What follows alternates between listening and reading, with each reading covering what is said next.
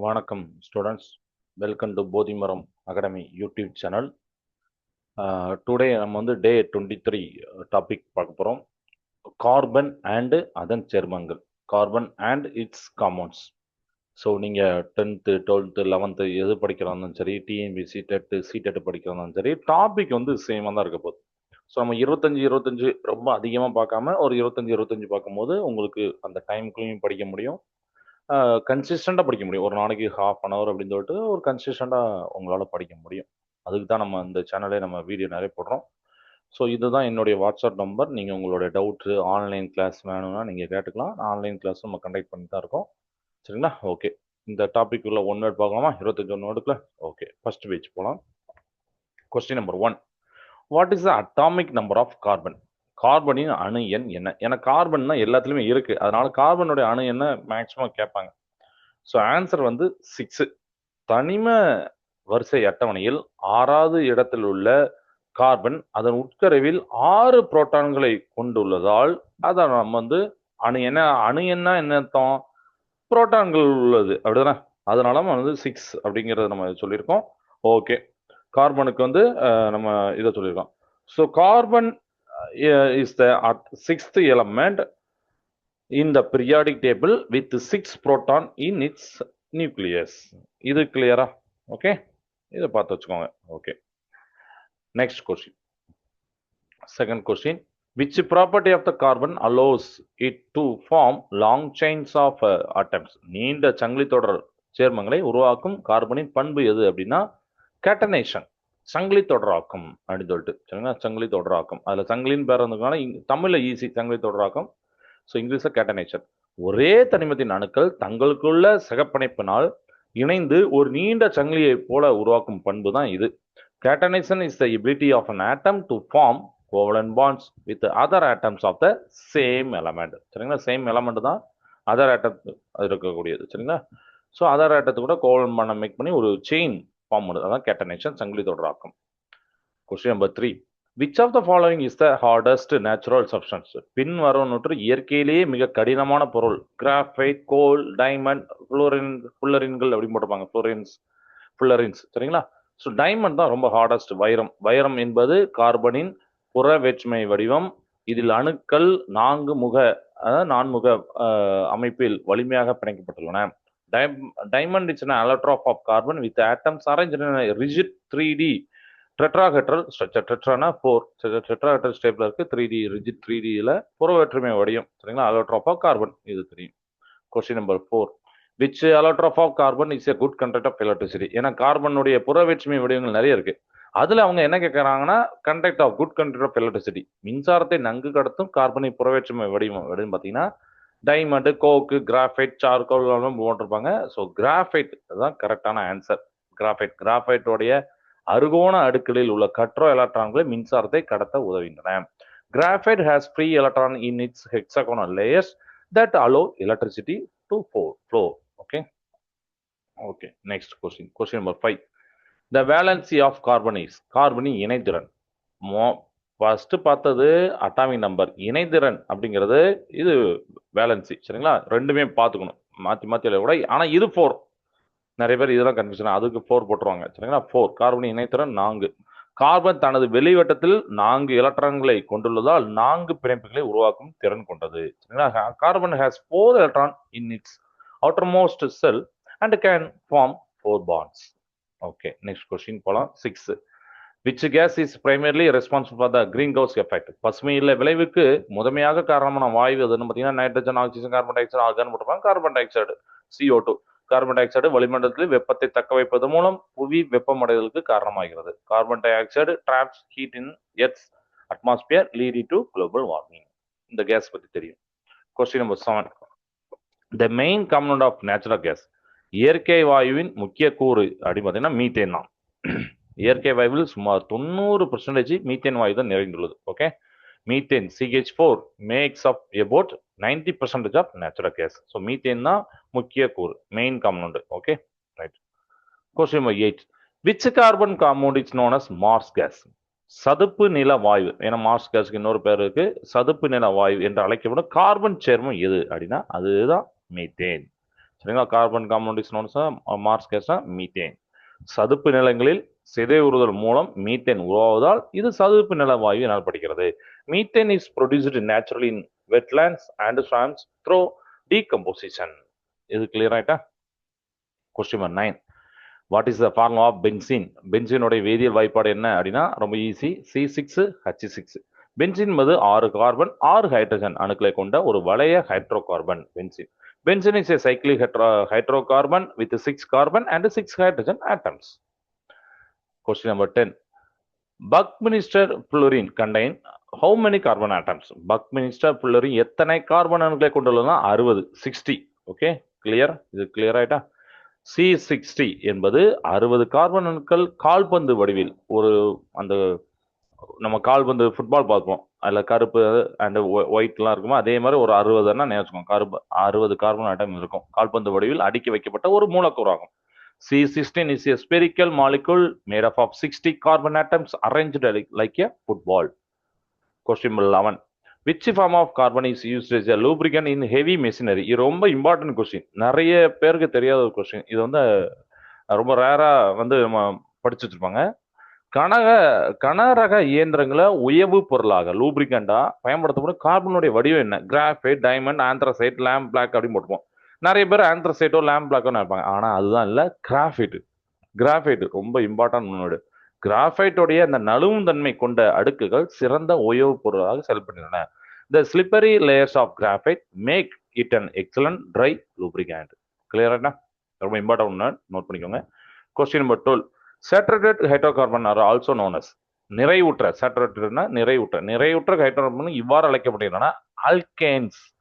ஆல்கேன்கள் carbon அணுக்களுக்கு இடையே ஒற்றை பிணைப்பை மட்டும் கொண்டுள்ளவை ஆல்கேன்கள் எனப்படும். Alkanes contain only single bonds between carbon atom and are fully saturated. Alkane ஞாபகம் நிறைவுற்ற, saturated. Question number 13. Which of the following contains at least one triple bond?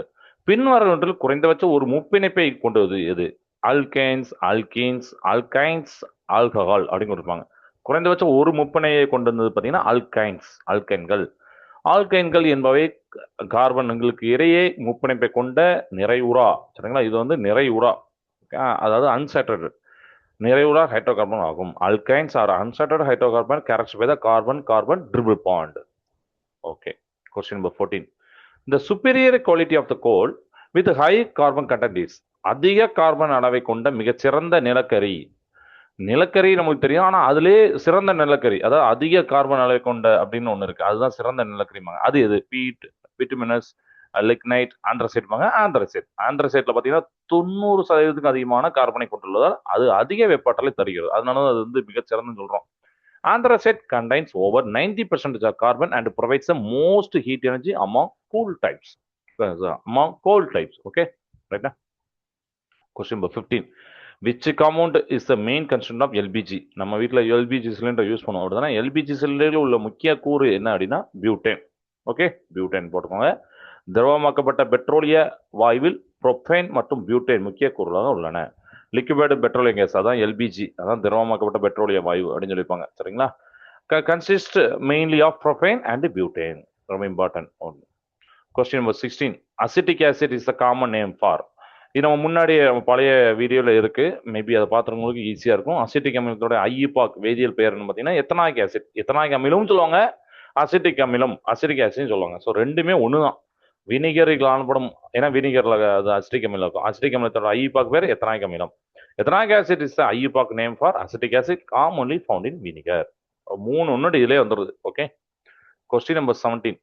Which gas is used in fire extinguisher? தீயணைப்பு கருவிகளில் பயன்படுத்தப்படும் வாயு நமக்கு தெரியும் carbon di oxide. ஏன்னா தீயை அணைக்கிறதுக்கு carbon di oxide தேவை.